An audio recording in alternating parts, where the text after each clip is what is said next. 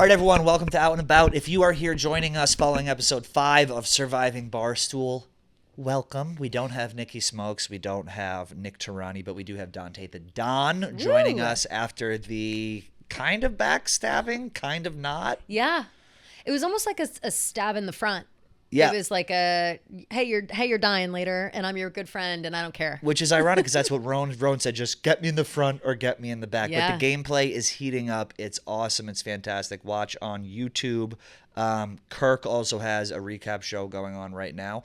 Don't watch that. Watch ours instead because we're airing at the same time. Or at least watch ours first. Watch ours first or watch both. Listen, we don't want to get upset the Minifans. Watch both. No, we love Kirk. We love Rico. They're doing a great job with that. I think really too. I thought I caught a little. I might have heard a whisper that that Jersey Jerry might also appear on a couple episodes. I don't know if I'm blowing that up. I don't think that I am. I think that they were talking about how they might get him in for a few of them as well. So who knows? But they're doing a really good job. Tons of views, tons of good stuff. I still got to run a scam on Jerry. I said I was going to do a scam. Maybe I already have. Oh man, I could have helped you. I just was talking with them. I could have set some. Maybe I'll retroactively think about stuff I said. We can set it up for you. I think that'd be a great thing. I think that would be. And we did already. We're recording this after the fact. We already spoke with Dante. He's electric. I love Dante so much. Oh my God, he's nuts. He's so wonderful. And I think that he seemed surprised by how it all went. He seemed happy and sad and angry and all of those feelings. So we get into it with a nice long conversation with him. How did you feel watching the episode? I thought it was my favorite episode. Episode 5 specifically is my favorite episode. Me too. 4 was excellent as well. They've all been really good. I finally got some fucking airtime. Thank God. Well, it's I was about dying. Time. Me and John were joking. We're like, I'm no airtime. Whatever. Me and John were joking like, well, we haven't really played yet. We've just been winning everything. Yeah. But Which it was is good. Tough. Like when you're on the tribe that's winning all the time, it's because you just win and then that's it. It's not. Right. There's no drama there until there is. Well, we're at a turning point, like we mentioned, like we're going to mention with Dante. Now things are happening that are completely transparent. Yes. And now you're gonna have spoilers for episode 5 that's happening. So if you haven't seen all the way it yet, up through episode 5, we discussed a little bit of 4 as well, and I think even 1 and 2. Callbacks. So you're gonna see me looking at Ronan saying, I want your ass out. You're gonna see Ronan looking at Dante and saying, I want your ass out. You're gonna see Tommy looking at this. You're gonna see Dana. You're gonna see Marty. You're gonna see everyone. Everything is kind of happening. Paranoia is setting in. So it's primo. Things are heating up. It's not as difficult to watch as I thought being in it. Sometimes, full disclosure, I don't watch this whole show. So, and by watch, I mean I don't ever watch it ever. I just edit it and put it out. Oh, our show, this show we're talking about right now. Yes. So it is impressive to see the level of editing and production that goes into it, knowing that these moments that dragged on for 2 to 3 hours and it's really intense are cut down to like 30 seconds or a minute or whatever. That's my problem. Did it give you PTSD? Yes, like that's my problem because I know too. I've seen how the sausage was made. So when I'm watching the show back, literally when I'm watching the show back, I'm like with clenched fists. Like it really does bring up something within you, and maybe that's because we're competitive people. It could always just be that, but it is the amount of time and effort that goes in not only editing the show but participating on the show is something that you don't get it until you're in it and you've done it. And I think everybody so far has really held up their end of the bargain. I mean, I'm extremely entertained, like beyond all entertained. I'm really loving it, and it's just it's a fun. Every episode's like a fun surprise. And like, thank you to everyone who's watching this. By the way, oh, the numbers on this show have been They're great. crushing. They're totally crushing, and we love hearing that, especially on I feel like a conversation sometimes that happens within the walls. It's like, obviously we want things to do well. There are bigger personalities doing this, whatever, views, blah, blah, blah. But everyone knows without any sort of dispute is that if Dave is on something, it will get views. And if he's not on something, there's that concern of like, oh, I hope people still watch even though he's not on it. It's just like a thing that people think and talk about. The surviving episodes have been crushing. And also, so without him, it's still crushing is what I'm getting at. Yeah, it's been, I would have had an easier time getting the fucking Epstein files than getting these episodes early. It's like the hoops I have to jump through. I'm like, dude, you have to have 7 eyes on an episode, which is fine, right? There's a lot of money at stake, whatever. Well, they don't want us to spoil it. They don't want us to spoil any episodes. Which is fair, but it's totally like, fair. Good Lord. I'm sending this through 8 people to get vetted. It's like fucking and that's my crazy. issue with it is like, we're not stupid. Like, I get that there are certain people that can't see something in advance. I also get that mistakes happen and people, very smart people can fuck up as well. Like, that happens all the time. But when we're not a live show and we're not even really trying to see it so we can like, gain spoilers or information. We're just making sure that we're not accidentally spoiling because we know these people and we've been hanging out. This was filmed 3 months ago. So whatever. Yeah. I understand both sides of it. It's very, very fucking frustrating when you're just trying to like get a podcast out at a normal time and suddenly there's like 15 hoops to jump through. It's like, I'm not a baby. Text Dave. It's like, here's an idea.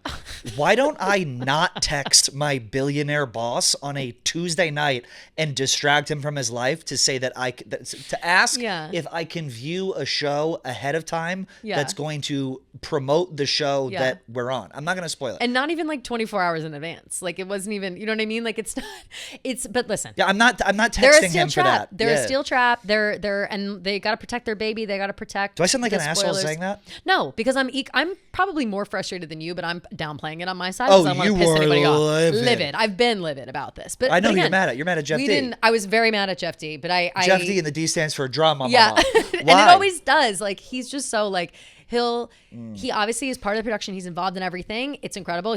I love working with Jeff in all aspects. Like he's one of my close friends. Like I love it. But there are some times where like we don't need to overcomplicate a situation. And I felt like this got overcomplicated for no reason. And unfortunately for Jeff D. Lowe, he caught some sass from me. And then he thought it was like me bitching him out. I was like, babe, you know when I'm bitching you out. Like this isn't even close. I'm just in a bad mood because you're giving me hoops to jump through that didn't exist before. It's just like we don't need all these hands in the honey pot. We don't need there's too many cooks in the kitchen. Keep the show out of the idiot's hands. Give it to people. Yes. It's very simple. It's very like simple. We are doing our job. What we are trying to do right now on this show is we're trying to do a surviving recap. In order to do that, while it's on, we need to have the show so we can record a couple hours early. We just don't want to fuck up. To Nobody wants to fuck up. That's where it is ultimately. And ultimately it's fine. I understand everybody's frustrations and I understand all of it, and we're happy to have been able to catch a little bit of it in time to interview Dante so that this gets out on a timely manner. Correct. And we love that. But beside the Surviving Barstool stuff, which of course we will speak about at length with Dante, I was thinking to myself, like, we can't let ourselves get too lost in the sauce. It can't be, this isn't a Surviving Barstool recap show, full stop. You know, we're just doing a recap segment, basically.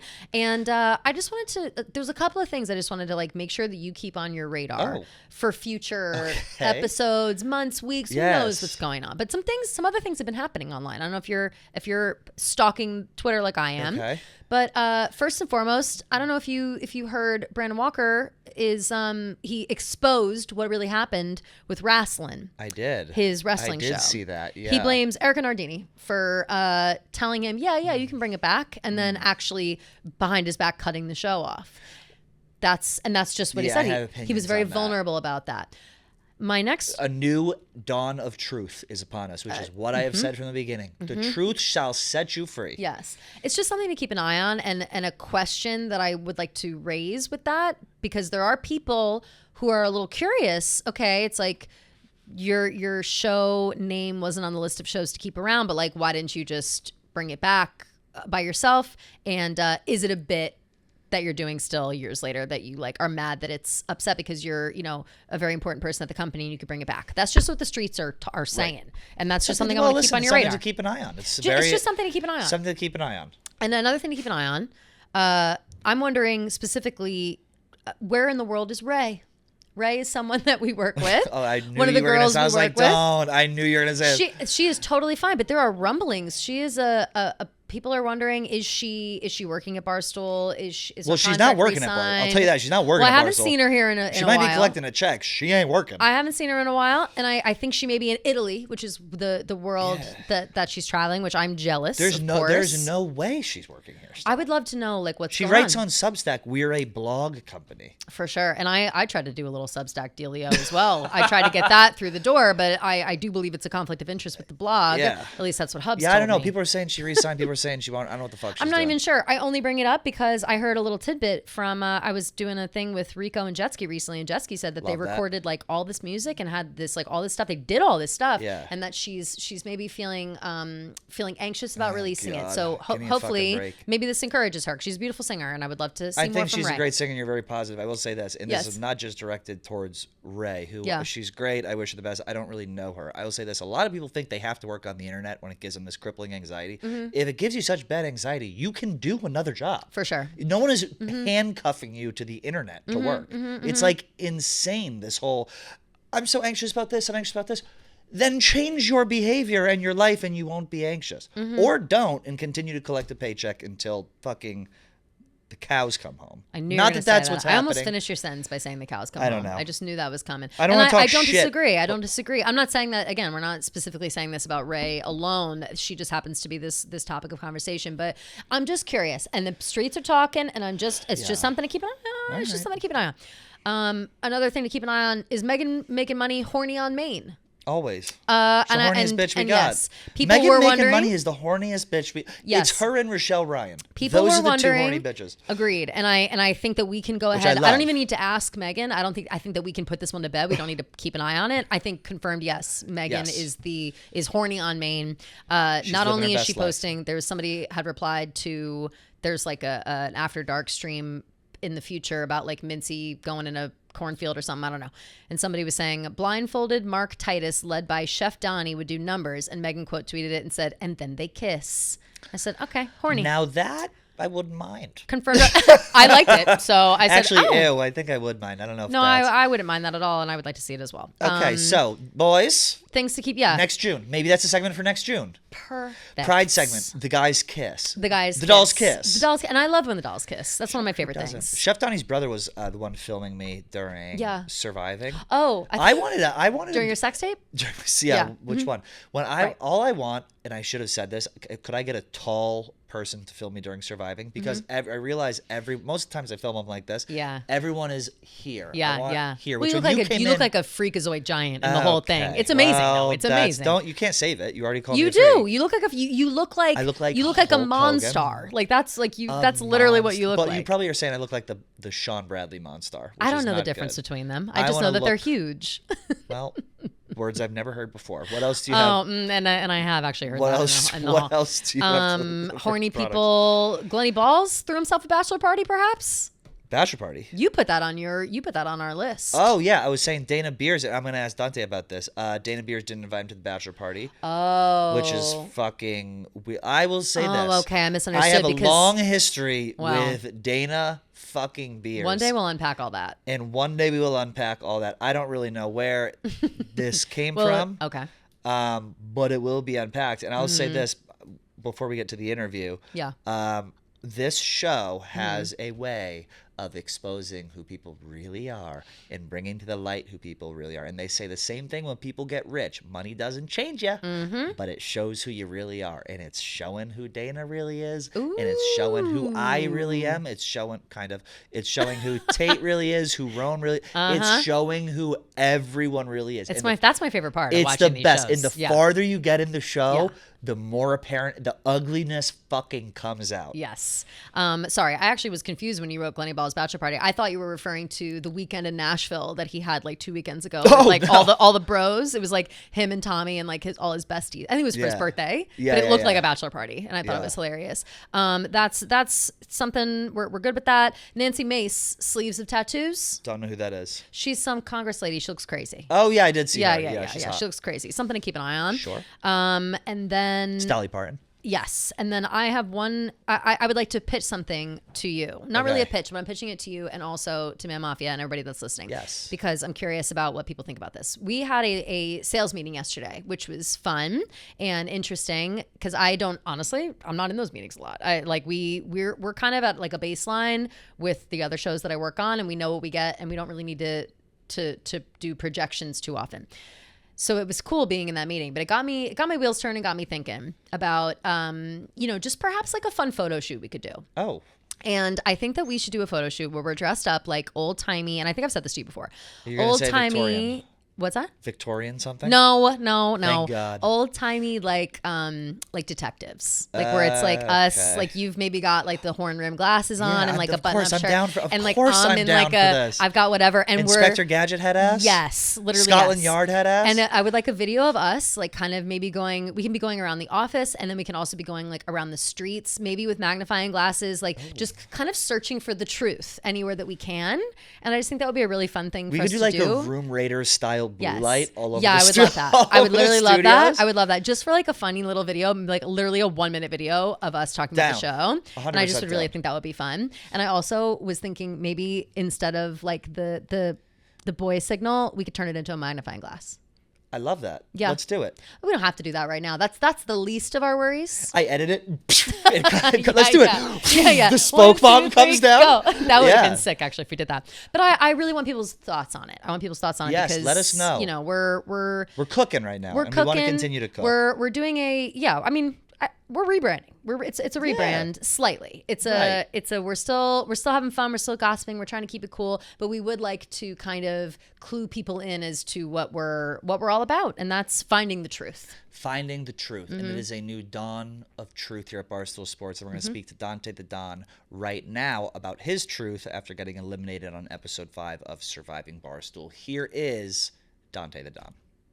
Before we get to Dante The Don, I want to talk to you guys about Zibiotics.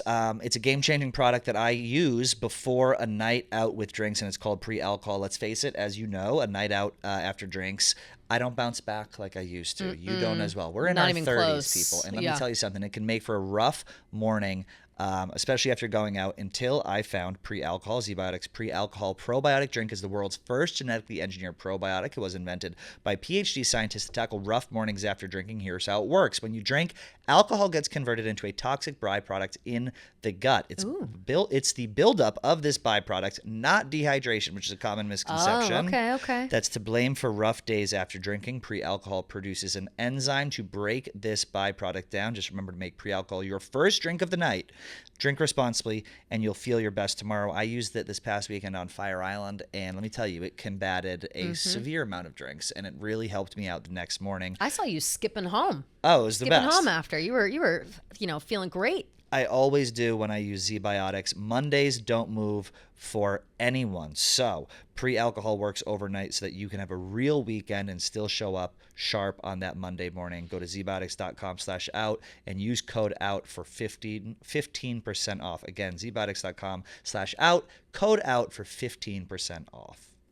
Cash App. If you weren't up to speed already, Cash App is way more than just a safe way to send and receive money. With the Cash App card, you unlock tons of perks without all the hidden fees. Enjoy the benefits like exclusive early access to nationwide concert pre-sales like Kendrick Lamar, Sabrina Carpenter, just name a couple of recent examples. Who was at the Garden recently who I went to see like a couple of days ago? Kill Tony? No, it was Olivia Dean? Olivia Dean. Yeah. These are the concerts and the events that you can get early pre-sale access to, plus discounts on everyday purchases and popular brands you're probably already spending money on.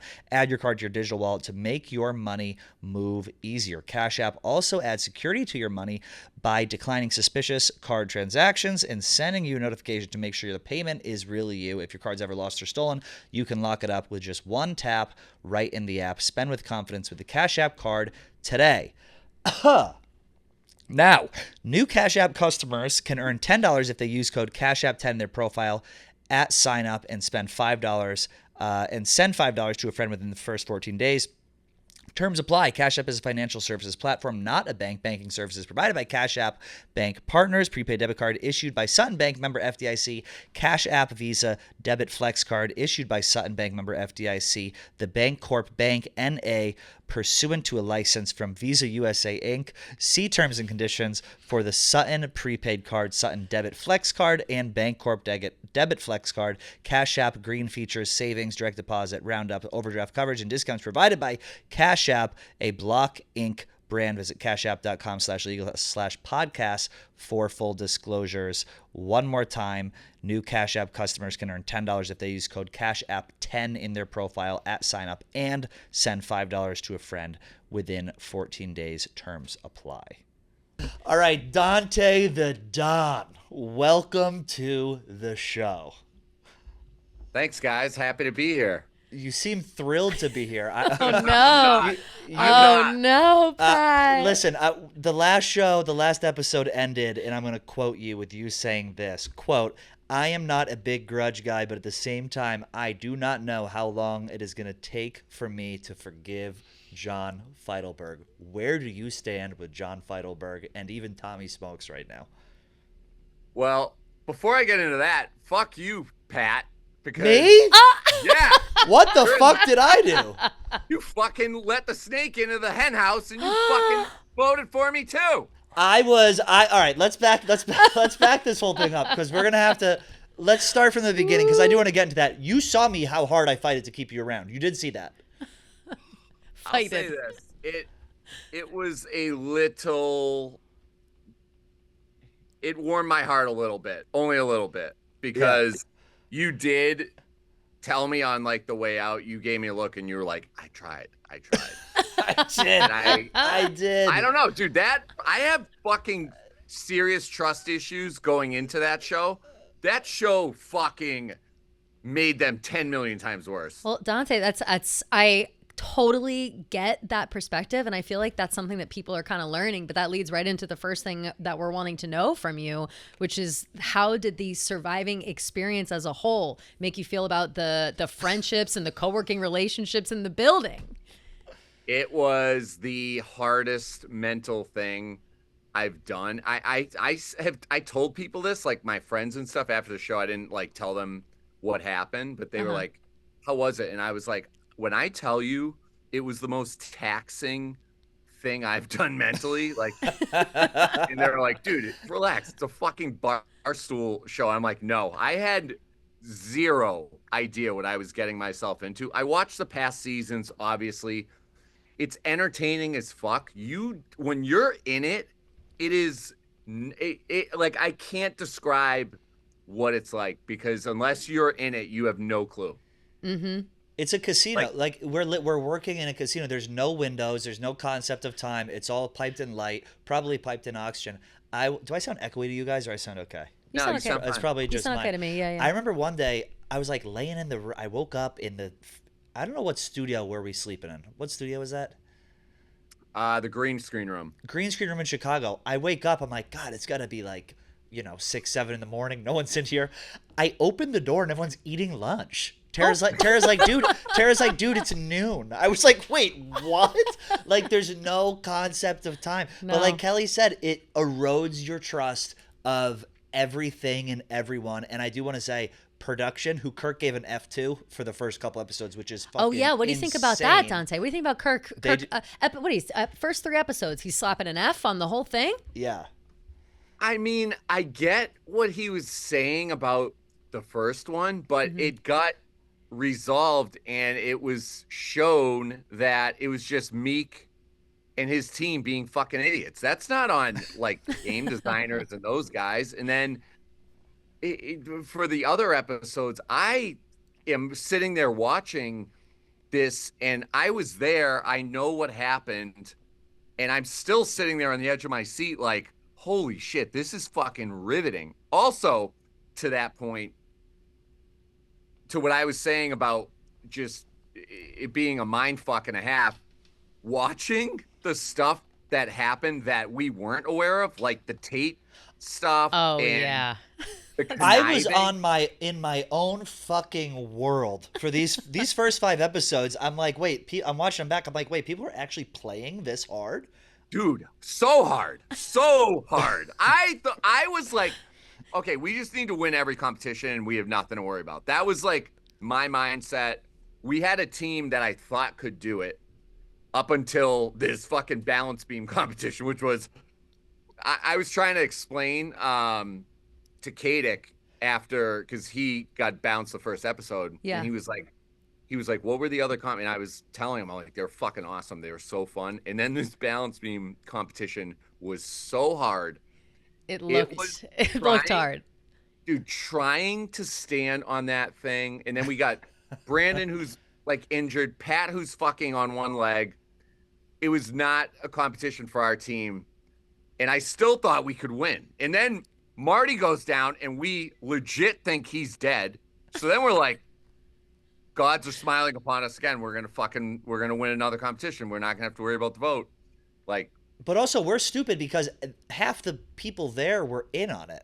That I thought was it was real. I funniest, felt you guys. so I bad. was crying laughing at that because first of all, he sold it like a motherfucker. Like that was you have really no idea. And Dante, you were so genuine, like, wow, Marty, Yeah. like he got back up on that beam and like they earned it. Like that you were so earnest in your like admiration for how he like picked himself up and got himself back out there. For it all to be like this big elaborate ruse is just like I was Ellie, like peeing my pants laughing. Ellie, I'm telling you, I consider John like one of my better friends, like not just work friends, but like life friends. Which is shocking because you guys seem to fucking hate each. It was like watching like 15-year-old brothers fight. At one point they weren't. I'm sorry to interrupt you. At one point they weren't even talking to each other. So we were sitting in a room. Dante would talk to me, then I would talk to John, then John would talk to me, and I would talk to Dante. So I legitimately told myself I am not going to speak to him for a long time. I'm obviously not going to never speak to him again as long as I live, but I'm gonna let him know that this is fucked up. And I went a few days. It was not. It wasn't too long. Well, you guys have been friends for how like 20 years, literally. Like it's one of those things where, you know, you want to hold this grudge and you want to keep this grudge going, but ultimately, you know, under the surface, you're brothers. Yeah, and once you start to like realize like, okay, this is a game, and you start talking to other people and hear how they got fucked over, you're like, this is a sinister, vile fucking game. And my big thing was like, you watch it on CBS, and I know they don't get to fucking eat, and they're like wasting away, and they're fucking in. I don't know how they even I know they literally can't. I don't know how they survive either. Fucking how do nuts. they? But Yeah. I think that's easier because those are all strangers. Like I could knife a stranger in the back, and I can take getting fucked over by a stranger in the back. We have to we have past relationships with these people. Years, decades. Yes. We have to see them like the next week in the office. We have to like do shows with them. We have to like be cordial with them. Like, I mean, you saw it, like Nick and Nikki didn't speak for fucking months. It was crazy. He was like trying to get him on this show I don't call in favors ever from anyone. Yeah. Nick Trani was like, I don't want to do it. I was like, Nick, what time are you available? And he was like, fuck, I got to come on the show. So credit to him for coming on. But it does fuck with your personal relationships, like in a real way. And especially when people want to keep certain people around or they want to move someone out for what Kelly and I talked about last episode, which was the Viva points, the popularity contest. Yes. Do you think that's a real thing thus far, looking back in the show? Do you think that's something that's real? I didn't at the time. And then like I read Nate's blog and I was like, he actually has a really good fucking point here. And then I listened to your guys' episode, and I was like, I don't know how this never dawned on me before. This makes too much sense. And then I got even more enraged because I'm thinking like, so you, John, and Tommy, I would say are three of the smarter people in our company, like intelligence-wise. And wow, there you I was go. going to say, Jesus, you got a wrong read on me, brother. No, but I appreciate it. Socially intelligent. He meant you. Socially intelligent. Yeah, he's actually talking to me. Yeah. And especially like gameplay-wise. So to see, like I said, Roan join a fucking team that we were like, he did a we great were job. legit like, yo, we're fucking, like we had each other's backs. We were fucking tight knit when we all pulled those same rags. Oh, so great. Yeah. It was I was so fucking happy. It was like watching your firstborn be born. Yeah. I was like, it's a green. It was the greatest. Nothing's better than winning. And you're right, Dante. Like that is not a bad strategy going in, especially if you've got like a really good tribe to begin with. If you win a bunch before you get to that like first merge when it becomes two tribes, like you're really set up for like a smooth sail all the way to the final merge at least. Right. So to be so tight with like your best friend of 20 years at the company and two guys that you respect so much, and have some other guy come in who, yeah, you're close with Roan, you like Roan, you hang out with Roan, but he completely in that moment destroyed all of your relationships with the game. Excellent It was gameplay. crazy. It was good gameplay by Roan. And I'm in my head thinking like, okay, these three guys, like Brandon, I know wasn't a fan of mine. This show changed our relationship big time.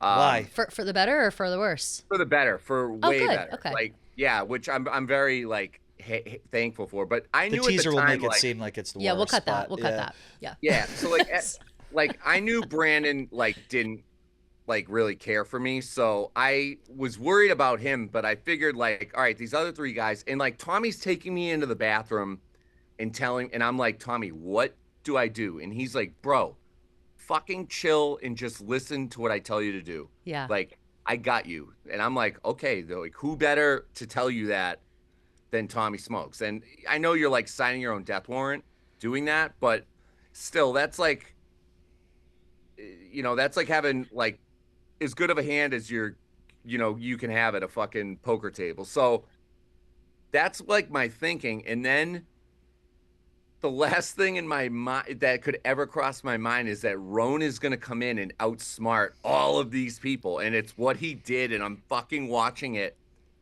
and I'm reliving again. And my fucking blood pressure's through the roof again. Like I want to like smash my computer on the ground. Look, to Roan's credit, I think he, if you look at the episode, he had some great points that he made. And I think Wait, I'm sorry. Wait, Pat, I got to pause you right there. Was his great point, one really, really good point I thought Roan made was he goes, I would love to like get another day and work through it. Was that a really good point? Listen, I said that was Like, that was no, what that was the not fuck? a really that He was a said that, fantastic and they were point. all like, yeah, actually, yeah, that's Not me. Roan makes some good point. Shut the fuck. What? Like he fleeced you guys so bad in that moment. And Dante, actually, not you, Pat. You were steadfast about the Roan thing. Dante was steadfast, and I've never seen Tommy and Feitelberg show their bellies so quickly. Like that was Well, it's a Viva. They wanted crazy- the good little Viva point. Oh, I was good sad little to Viva see point. it. I was sad to see it. And right, Dante, you going up to Tommy, I thought that was a risky move you made, being like, hey man, tell me what to do. It was a standout moment for sure in the episode, especially based on how in the first, like literally the first episode of the series, you were in the pocket with Tommy, you and Ella, you're all working on the same team, and it took a whisper to get you to try to vote him out. So to trust him to tell you what to do in that moment when you know he's a grudge guy in these games a little bit, a strategic grudge guy, I was surprised by that move to see from you. Pat, we've got another bestie on the pod, DraftKings. DraftKings has entered the building. We've got football season coming up, and I know that you specifically love football season. Love it. That's one of your faves. What do you love it because all the guys get so excited in the office, or because you like football, or like what's your vibe? I love it because the New England Patriots are going back to the Super Bowl, and Exactly. I love it because DraftKings has an exclusive offer coming on September 2nd. And they sure do. Something big is coming on September 2nd. DraftKings Game Day arrives with massive deals, exclusive offers, and an all-day celebration built for sports fans. The countdown has begun, and all roads lead to game day. The DraftKings Sportsbook app is now live in all 50 states. That means from Texas to California to Florida. Every fan is in on the excitement. One app, every sport, all 50 states. DraftKings Game Day is yours. Remember the date, September 2nd. DraftKings Game Day is the kickoff to a new season, a new era.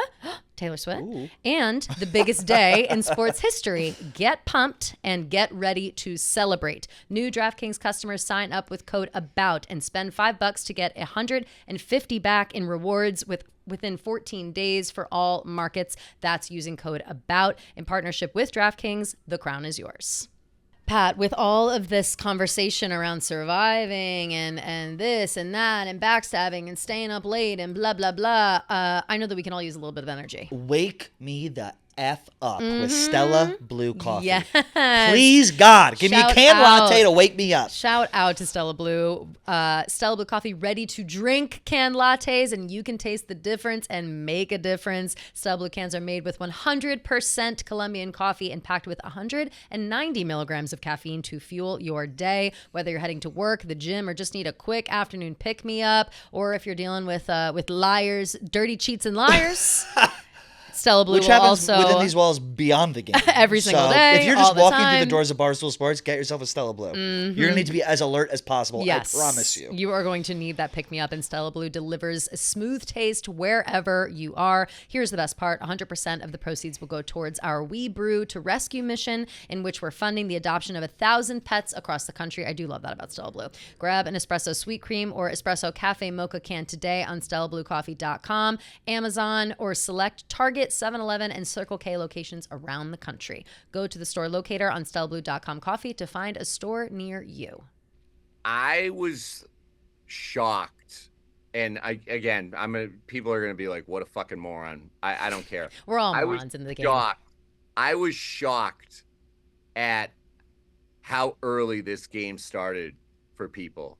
Like, this game started a year ago when these like not teams, but when this lineup got announced, like, these people went to fucking work. Like, they were forming alliances before, especially New York. Like, Pat, you, I think, were maybe the least biased out of the New York crew. I mean, fucking that New York office was riding so hard together. And I don't want to speak for the rest of the Chicago team, but I don't think we saw that coming at all. Like, which is crazy to me. It was crazy that we were completely blindsided. Like, yeah. There's a clip from 2 episodes ago where I'm sitting outside and Brandon's like, it's occurring to Brandon, like, I remember that. Yeah. And he explains it to me, and he names off the people who have been eliminated, and it didn't even cross my mind that, like, we were all Chicago. Don't you see what they're doing here? Yeah. That's a good impression. Yeah, and I was like, all the younger people? And he's like, no, you idiot, like, all the Chicago people. And I was like, fuck, I didn't even think about that. But I remember sitting at dinner. You took us to a delicious dinner in Chicago the night before we started shooting, and I remember the New York crew, the old grizzled Barstool crew, was sitting there being like, yeah, no, have another cocktail, Kadick. No, tell me more about how you titty fucked this girl and how you did that. I want to hear more about it. Ella, go on. Yeah, tell me more. And none of us are really drinking, but we were looking at all these young kids being like, a spider to my web. Come on in. Like, you're about to get fucking worked. The night before it starts. True. Yeah, the night before it starts, you always got to do that shit. You got to keep your head on a swivel because people are playing. We had a similar last season. Everybody's outside the hotel, like, smoking weed, carrying on. Let's get another drink at the bar, blah, blah. I think Caleb was hammered. Like, it was this whole, like, there was so much going on. And you could tell that people were just like, okay, have another one. Have another glass. Oh, Kelly, we're sleepy tonight. I thought it was going to play to my benefit because I treated everybody to a fucall great dinner. I like how quick they forget it. Part of me is like, I just enjoy when people are in town and we don't get to see each other a lot, and we all got together and had a fucking like 3-hour dinner, and it was great. Yeah. The other part of me was like, the game had started at that point, to be clear. This had to buy me some points with these people. Like, I picked up the bill. So nice guy, so you right? were playing. You were playing too. You were playing early. It got forgotten about the next morning. Completely forgot about it. Really did. And I think now where we're at, the next episode 6 will air on Sunday. And now what you guys are seeing, if you're watching this and you haven't watched the show, I encourage you to go back, watch on Rumble Premium, watch on YouTube, because what you're seeing now is that everything is becoming more transparent. And I think this is where the game gets really exciting, because what happened in the last episode is people are saying out loud what they want to do. In the next couple episodes, there may or may not be a merge, which has historically happened in every Survivor show. So it's going to be really good. But I want to bring it back to the challenge where we were on the balance beam and I was shooting the balls out of the slingshot. Never has age been more apparent in the challenge. Brandon goes, I can't get up. I have vertigo. I got a bad shoulder, a bad knee. Feitelberg's yelling at you, saying, let him shoot the slingshot because you wanted me on the thing. They were at one point they're yelling at you because you weren't getting back up on the balance beam fast enough. They're like, hurry up, Dante, get up there faster. And you're like literally like driving Miss Daisy up that tiny little ladder. Oh my God. Like the whole thing was high comedy. I was dying laughing the whole time. It was so good. Do you think there's anything we could have done to win that challenge? Would you have switched around the order at all? Were you happy with how you performed, or was it pretty much a shoo-in? Dude, I was shocked because not to like suck my own dick, but I think I'm I think I'm in like decent shape, and Totally. I have a good core, and I have good balance. When I got up on that thing, I felt like I could not be more out of shape. My balance was shot. And then I'm sitting next to Roan, and he is like a statue.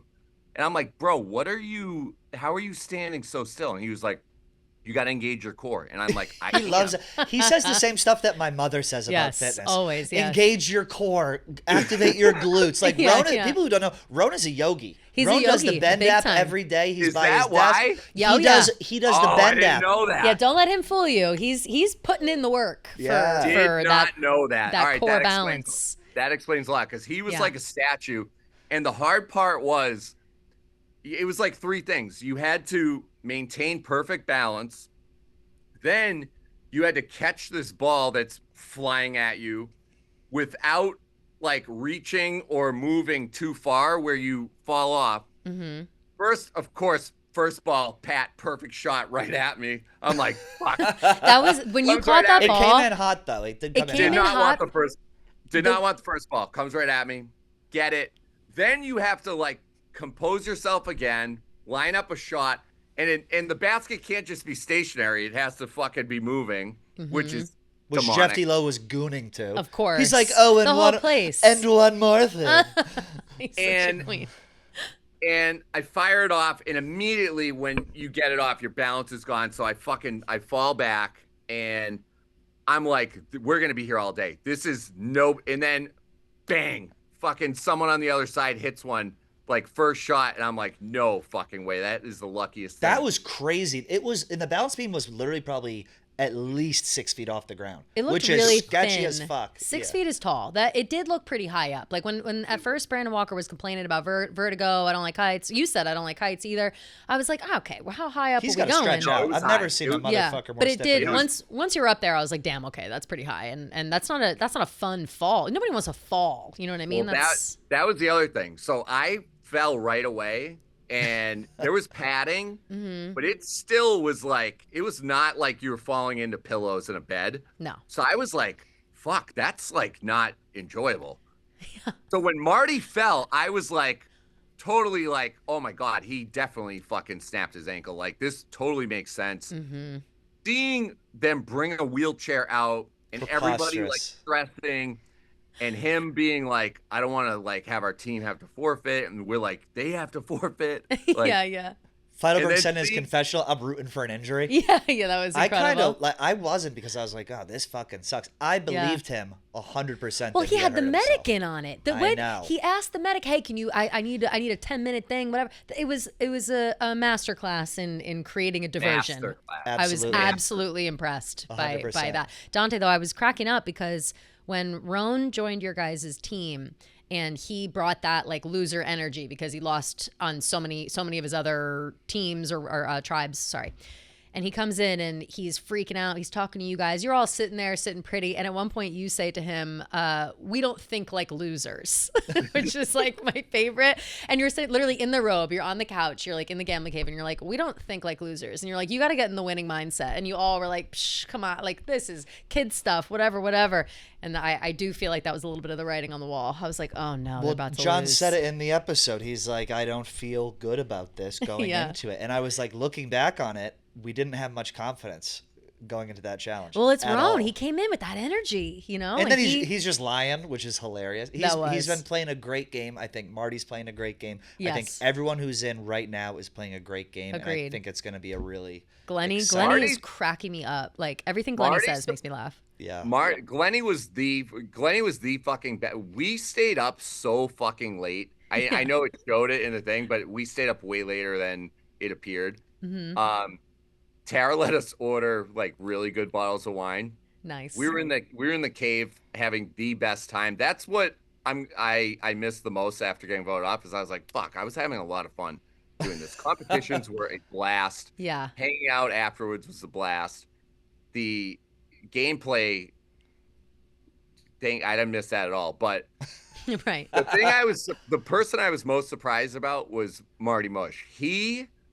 That competition before this last one, where he was rocketing balls at me, Dude, the people talking shit about my goaltending skills, I want to fucking murder. He is 4 feet away from me. He's like a fucking major league pitcher, basically. He's 6'3", He's incredible. 6'4", Yeah.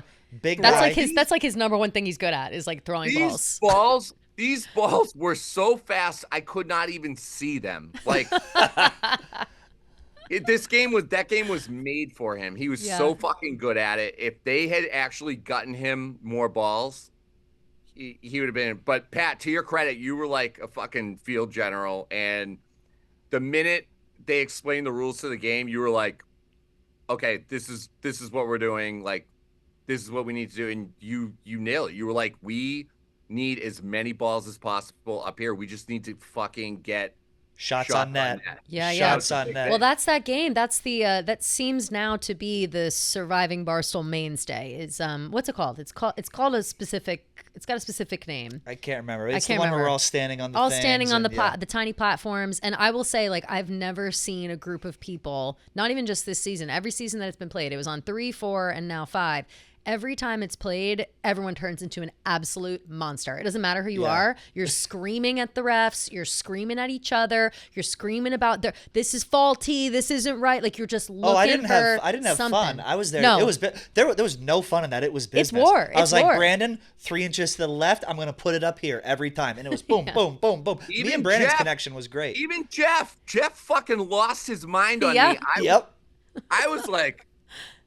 And then he came up to me after and was like, hey, I'm really sorry. Like, it gets really intense. But I was like, I just don't want you to be mad at me. And he was like, I'm not mad at you. Well, I was like, I'm just disappointed. Really mad at me. But that and, Pat, the scene where you, before Marty's penalty shot, were like, you have to throw me a ball and then defend Marty's shot. I was like, are you fucking crazy? And you were like, he does not throw right away. He pauses and like jukes. You will have time. And I was like, this is suicide. Like, but I was like, shut up. You're doing it. Yeah. And I was you were fucking intense in those games. I was always like either taking the vases from you or passing the balls to you or catching the slingshot. We were paired up, and the vase one. The edit was great, but I was a little disappointed because that shit was 2 hours long, and every single time I picked up a vase, I'm not even kidding, probably 150 of them. Yeah. I would turn to Dante. People were getting pissed because I would be just like vocally coach. I'm like, Dante, grab it this way, like focus, and it was so intense. But the focus, which unbeknownst to me, was that Tate was trying to throw the challenge so that he could get his thing. Right. But on our end of that, it was intense. It was really good. You were a monster. That's part of the thing. You lock in. Like, you've always have to have somebody who locks in, and you have to have people who are willing to listen. And I do think that's why your guys' original tribe got so far. Like, you guys it seems like you were in lockstep every single challenge. Everybody had their perfect place to be and just kind of executed in the right way.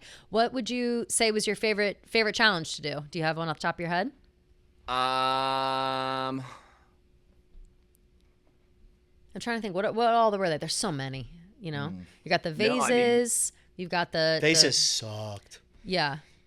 That was fucking brutal. Like, seriously brutal. And I tweeted about it after. Remember what dicks the game designer? They were awesome, by the way. We had so much fucking fun with them. Yeah. But they were such dicks after that. They were like, we didn't think you guys were ever going to finish this. This took us like 15 minutes to do. We were like, fuck you. You made it. I know. Of course it took you 15 minutes to do. My issue, I love that the people that make the games, they're all so good. I fucking hate when someone says, like, we did it in 30 minutes. We did it in a couple minutes. It's like, bitch, the bright lights are on and the stage is we're performing and right you have now. the instruction manual. Exactly. Like, right. And you created this. So of course you know the nooks and crannies and how to figure this out. But like and every Johnny what's his face online always wants to have something to say about it too. Yeah. And it's like, okay, you be in this position then. They're so much harder than you think. Like, they're designed to stump you. That's the whole thing.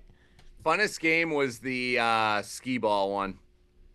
Oh, I loved that. The second I saw that, Which the one one was that? where it goes down off Oh, the railing that and it looked goes. awesome. I was like, we're gonna dominate this, and me and Feitelberg looked like fucking Macho Man Randy Yeah, you Savage did, and yeah. Hulk Hogan down there. Yes. Just And that was crushing. another one. Like they didn't do us much credit. We won that one by strategy because we were like, okay, we can't have Pat running up and down the stairs because he only has one leg. So Yeah. Even with the so one we were pinned like, dog. we need to start him down Yeah. and then move him up so he stays up there. We like had everybody in a rotation where I don't think the other groups like really put that much thought into it. Yep. And somebody was like, yeah, the Hannah Montoya idol challenge was impossible. I was like, no, it wasn't. All you had to do was start down there. And then when it was your turn to run balls upstairs, you just had to like run off to the side to the shower and then tell your teammates you dropped your balls down the stairs and you had to like go down and get them. Nobody would have known. Yeah. That wasn't that crazy. For sure. 100%. It is though one of those things where it's like hindsight's 2020 always. Yeah. Everything always looks like, oh, it could have been like this. Oh, it could have been like this. And Dante, you'll play that game for the rest of your life. Like I'm still thinking about shit that happened 2 years ago where I was like, if only I did this one thing, or like if only I was Would you play again? XYZ. Dude, I was just gonna ask you. So people keep asking me, like, would you go back on? And I honestly, I'm so torn because I want to say yes because it was so much fucking fun, and I feel like, I'd be way more prepared, and I know what I'm getting myself into, but I just don't think I am built for that game like some people in this fucking company are. I think some people. You can tell the difference, especially now going forward. You can really tell who's playing and who's not playing. Dude, For sure. Tate legit scares me as a fucking person now. Like watching him, He's playing such a good game.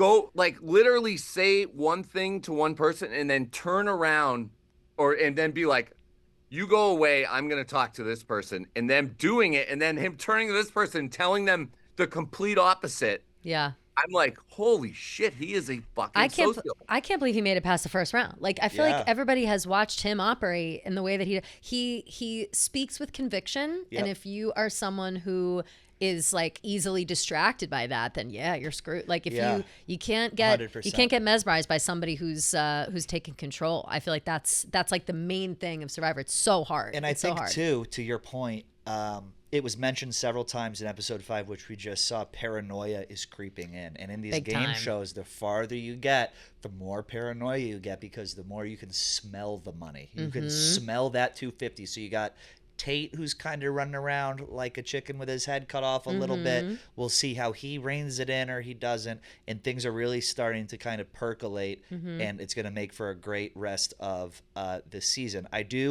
I'm a little nervous about spoilers, so I don't want to use up too much of your time. But we mentioned before you got on about how this game has a way of showing, really bringing out people's true colors and showing who they are personally. Now, I don't want to get too messy here right now and too personal, but I will.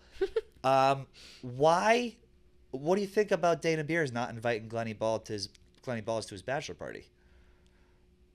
It was the wedding. It was the wedding. The wedding. No, Yeah, Glennie didn't bachelor party, and then Glennie didn't go to the wedding. That's right. Because he wasn't Because of the bachelor party. Yes. That was surprising to me.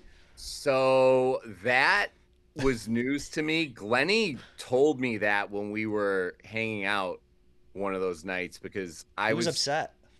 I kept trying to poke him about the whole New York thing. And he was downplaying it all, and he was just like, dude, I don't even know how I'm here right now. Like, I don't even work here anymore. Like, these people, and I'm like, dude, you're like fucking best friends with 3 of like the people left here. Like, what are you talking about? And he just kept like giving me reasons not to believe it. And then he mentioned that, and I was like, shut the fuck up. And he was like, no, that was a big, because he invited Eddie, Marty, Tommy, I know, Nick Mulcahy, everyone. So Glennie's kind of like, fuck so this. yeah, but you know Glennie, like he's very fine. like, yeah, like to me that would have crushed me, and I probably would have had to like see therapists for that. But he was just like, it is what it is. Like, you know, like we're still fucking boys. Like I didn't care. Like, yeah, it wasn't a big deal to him, at least like what he said to me. So I don't know, but I was shocked by that. But question to you guys: would you play that game again? I'd have to think about it. I say I'm always like, oh, I'm on the fence. For me, it's that I need enough time to pass where I forget how horrible it is watching it back, because I've said this before, Dante. It's tough. It's man. really tough, and I'm sure you understand now that you've seen like the behind the scenes stuff and the stuff that you didn't know or whatever. And my biggest problem is that like my reality isn't an accurate portrayal of like what happened. So like I'm watching something and I watch it go down and I'm like, that's not how I remember it, or I remember it in a different way. But of course we're putting on a show, we're putting on TV, like there are storylines that emerge and whatever. But like I have such a hard time like grappling with what was real and what was fake afterwards, and then like the response afterwards, and it fucks me up. The trust thing fucks me up. But I wanted to ask you, based on this experience, is there anyone in Chicago or New York, either in the game or not, like including Dave, including Dan or whatever, that you feel like you can trust, like no matter what? No, it shattered everything. Yeah. Or also can't. We will. Who do you not trust besides Feitelberg? We know he's top of your list at the moment, and Pat as well for voting for you. And while you think about it, I'll answer your question. I would play again, because for me, I'm a very competitive person. Same. And even watching it back, I'm not able to be as physically competitive, but I like it, so I would play again. I need like a year. Like I get in the gym and like, because I also don't want to get hurt. I'm so afraid of getting hurt. But besides that, yeah. Again, you might have to answer your question, and I'm gonna answer as truthfully as I can. You might have to clip this. I'm not gonna say any names or anything, but I want to say yes, but I can't think of anybody, because the people that I think, looking back, that I would initially think like, oh, they know it was a game. Like they wouldn't take anything to heart. They were the ones that like didn't speak to me for a month after the show. And shit. I honestly have no idea who you're talking about, so that's great. Yeah, and then the people that Pat knows, and then the people who I thought were gonna like be super butthurt. Like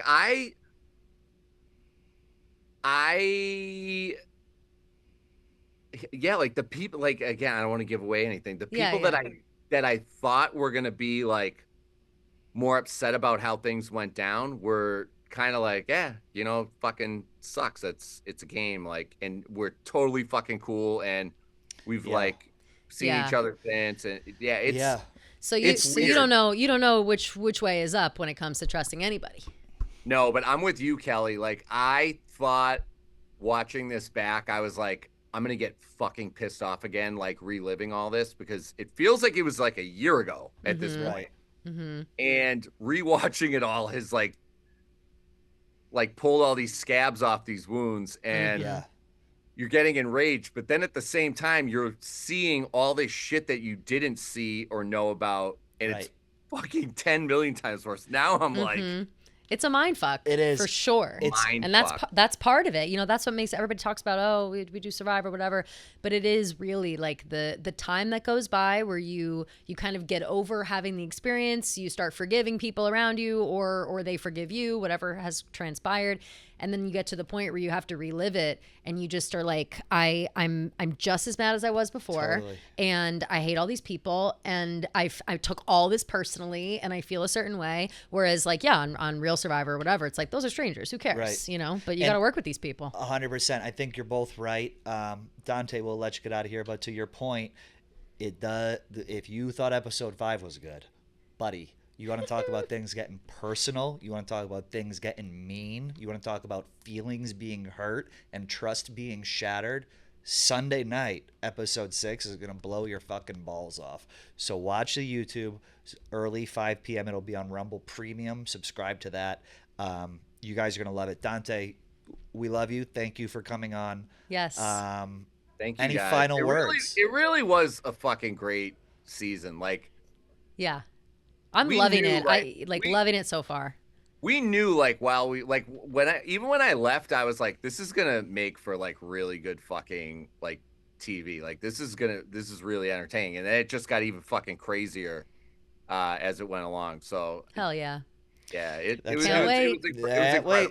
Can't wait to see the rest. We'll have to have you on another time to talk less shop and to have some more fun with it. Because I didn't know. What, you thought we would never have you on, Dante? Of course. Look at we that would. shirt you got on, that old school shirt. Yeah, I love that shirt.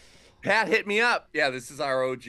I know, why I do you love it. fucking OG hate? Chicago. Why do you think Kelly and I hate you? That is egregious. I got the text from Pat asking me to come on, and I was like, I never thought I was gonna see the day. I've been sitting here like anxiously waiting for the invite, and it finally came. We'll have to have you on another time when we can talk more gossip and fun and life stuff because we love talking to you and we love having you on. So don't worry. No, I love it. You will be back.